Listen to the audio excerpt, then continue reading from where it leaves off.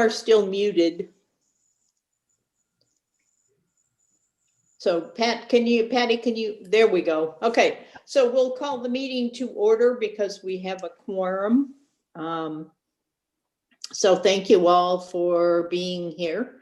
We know that Joanne is not coming today and Kevin is not coming, so we hope Steve is, but we'll see. So we will start with approving the minutes of the previous meeting with the addition that Elaine was at the meeting. There's something. Yep. Okay. And Ellen as well. Okay. And Ellen, yeah. Oh, I love that picture. Oh, I want to be there. Hi there.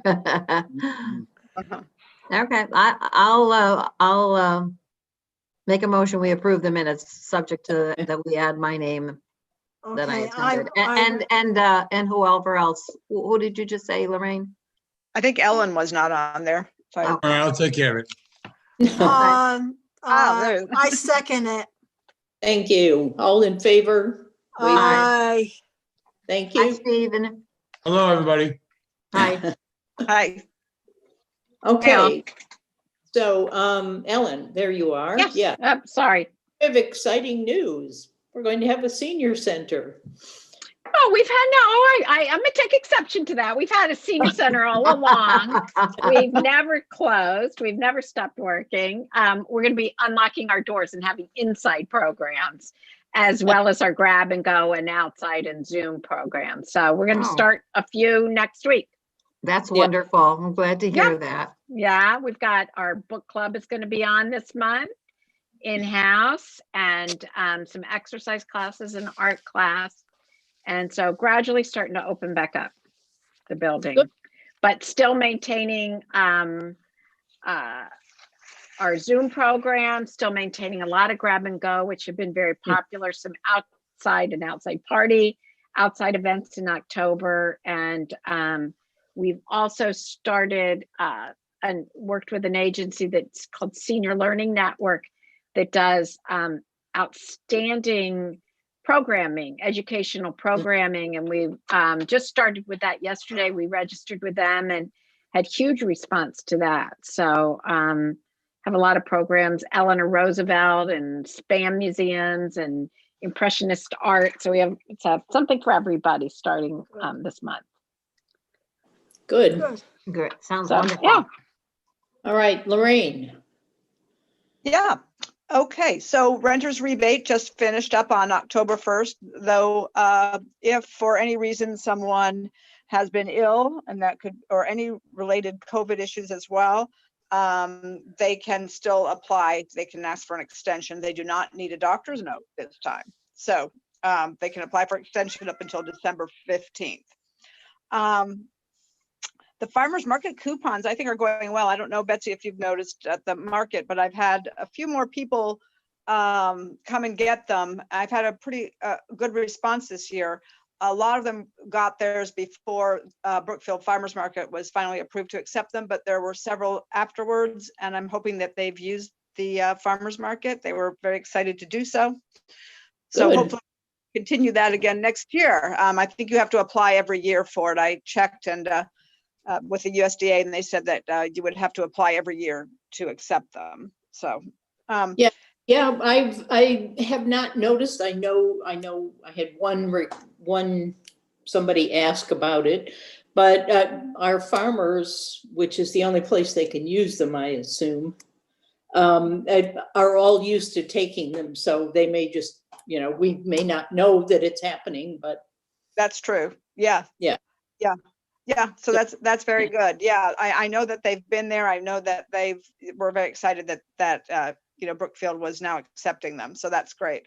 Yeah, and other than that, my visually impaired support group, we met outside last month, and it was very lovely. Everyone was so happy to be able to see each other as best they can see. But outside, they were very happy to be outside. They want to do it again this month. So if it's nice enough, we're going to try to plan for another one outside for this month. And then we'll just probably have to bring it indoors and back on the telephone after that. I don't know if that's a possibility. I haven't even talked to Ellen about this, of them coming in. There's not that many of them. They might be able to socially distance and have a meeting inside the building. But that's for something for us to talk about. But they are enjoying, the being able to get together. I have begun taking applications for the state energy assistance program. I am inundated right now. Right now, today alone, I've got 1, 2, 3, 4, 5, 6 so far that I'm working on.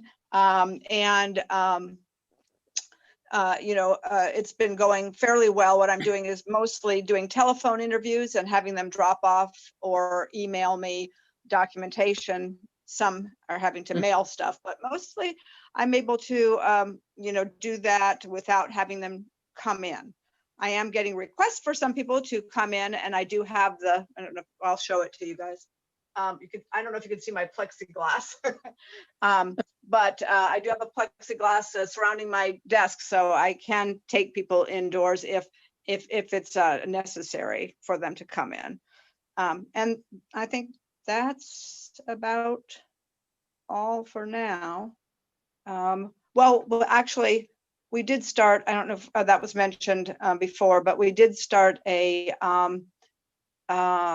group of different offices from the town hall to deal with the situation of policing people who may have more of a mental health issue or some other kind of an issue. And so some of the departments, like the health department or public works or some, building, might see these kinds of things.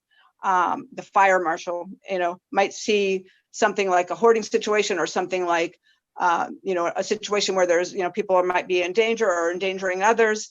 And rather than the police being the only ones to respond, we're trying to do this as a community effort to respond to the needs of these people rather than a punitive approach where, they're arrested and, they go through the court systems and whatever. So hopefully we don't get that many, but we do have a few, and hopefully we will be able to intervene in a more appropriate way and create, a situation where someone is getting the help they need rather than just going kind of through the system again and not really being helped. Lorraine, can I just ask you a question on that? Yeah.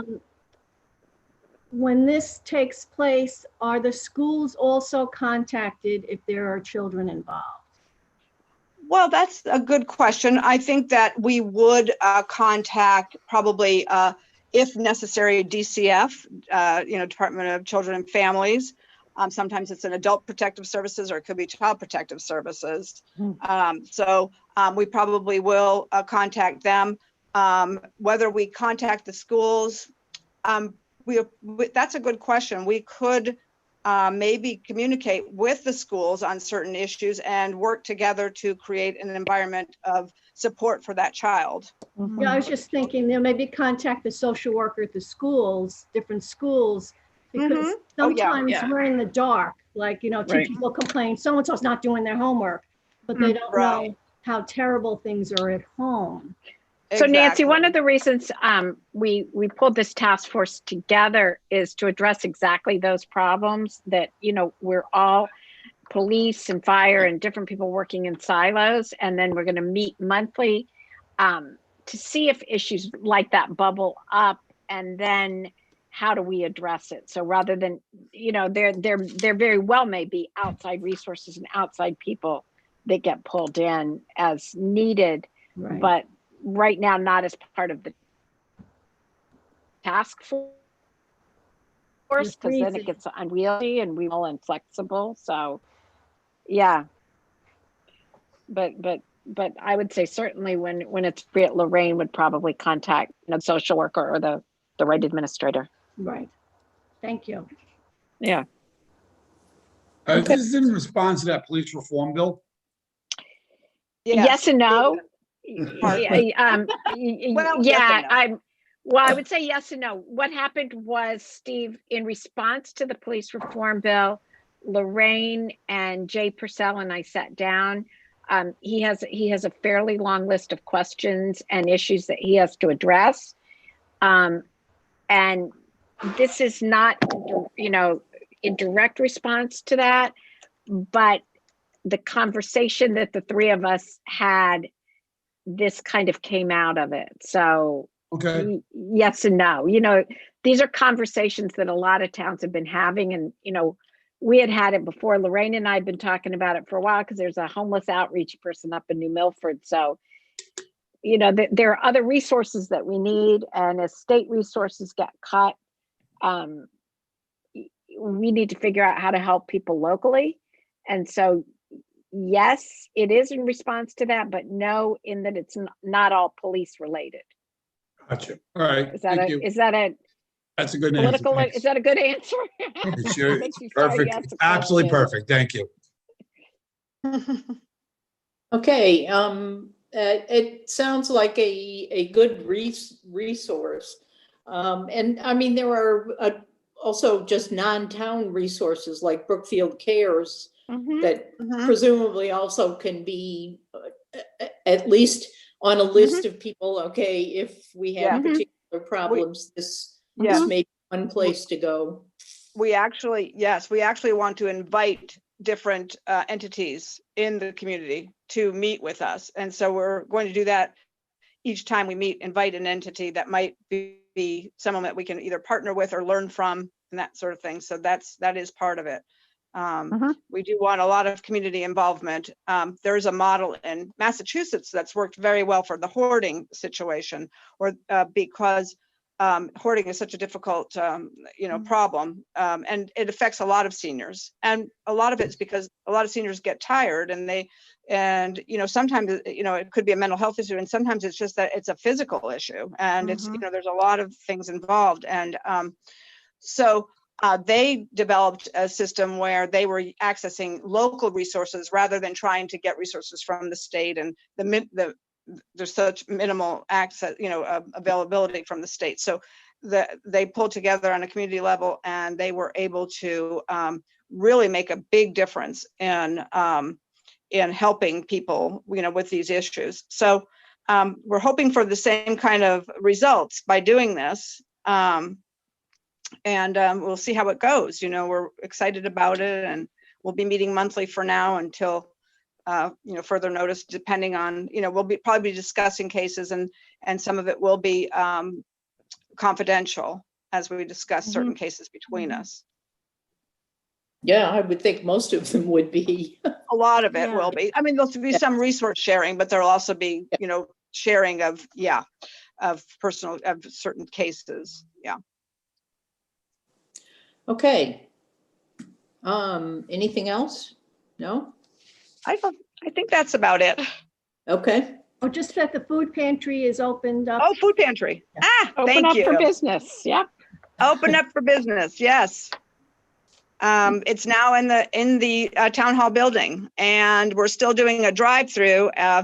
But in other words, the cars are the waiting rooms. So rather than having everybody bunched up inside, which we can't have. And so far it's working out quite well. Nancy will be taking her turn Yep, Thursday on night. the next Thursday. Yeah. Right. Good. Well, it's nice that town hall as a whole is open for business, except you need an appointment for the town clerk.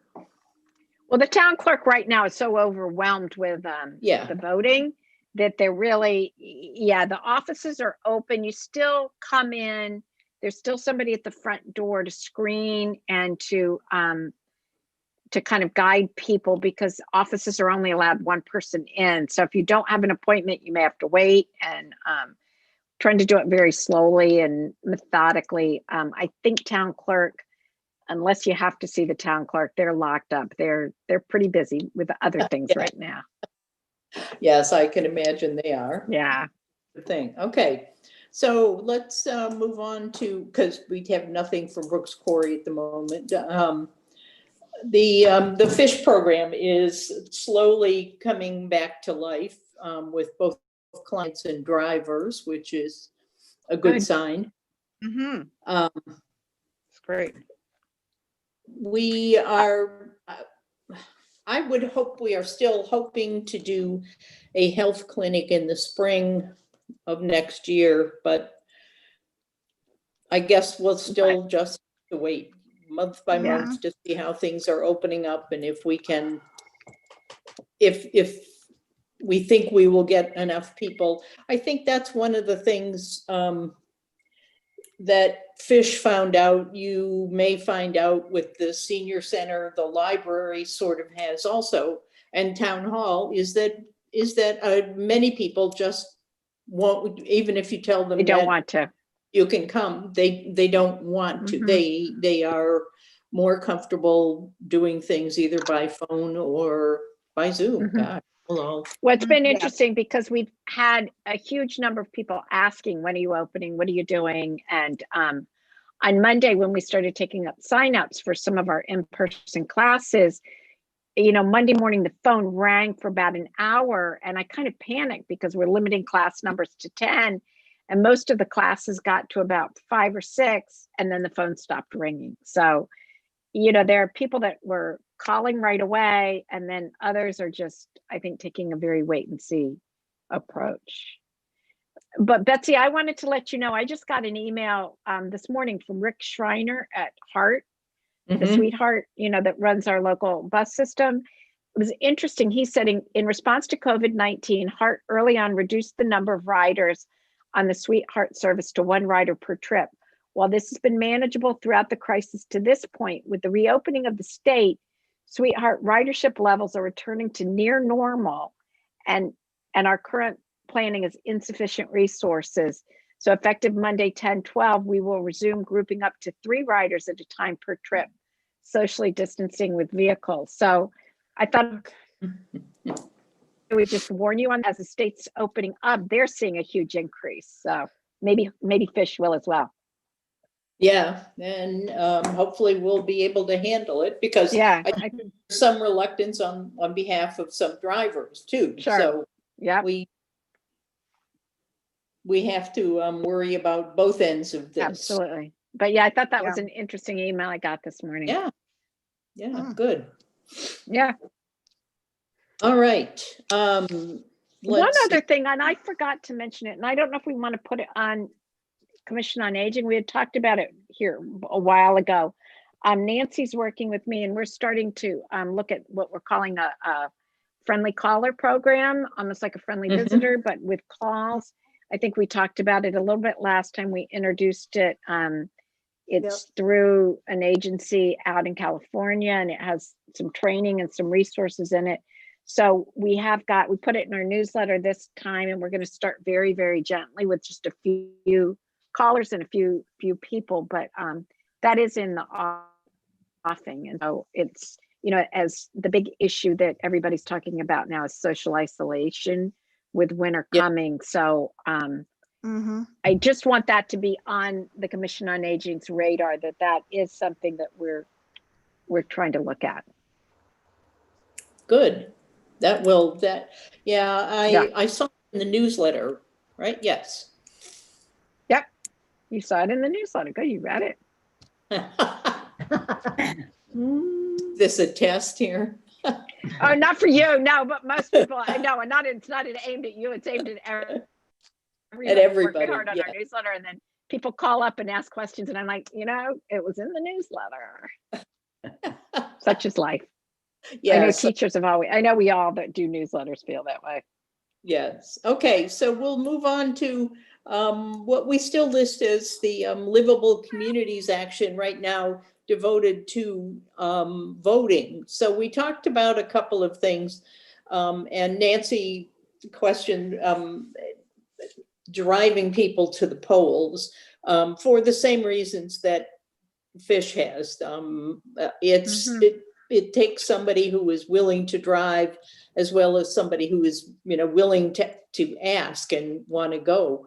And I said, actually, I thought what we had talked about was simply urging the 2 town committees, the Republican Town Committee and the Democratic Town Committee, who are generally the groups that provide that service, just to remind them that, you know, they might want to make sure that they are doing it, but to notice that there are some ways to cope with it. And I said, what FISH does is everybody wears a mask, and the client sits in the back seat, which for an automobile is as far away as you can get for the most part. And so from what I understand, it's not a big service in the best of times, but it's always nice that political parties do that. And I thought the Lions Club was going to do it as well. The Lions Club said that they were going to do it as well. Okay. All right, so I think that's as far as we need to go on that. I think we just need to keep reminding people however we can about the possibilities for voting besides voting in person. Every registered voter in the town got a ballot application, an absentee ballot application, which this year you can say, due to COVID, I want a ballot. So you do not have to have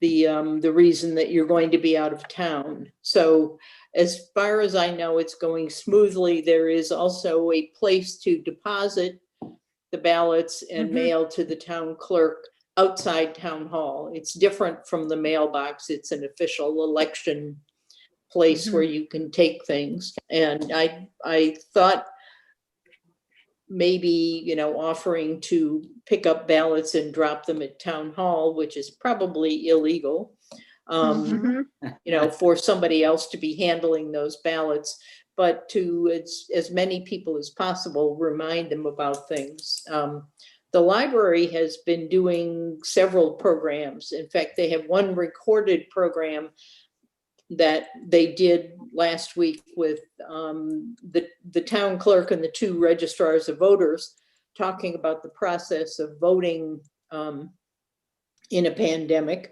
And it's now available, I think, on YouTube. If people have questions about voting, they can watch that. The library should have it on their website so that you can get directly to that. Tonight, is it tonight or tomorrow? They're doing It's tomorrow night.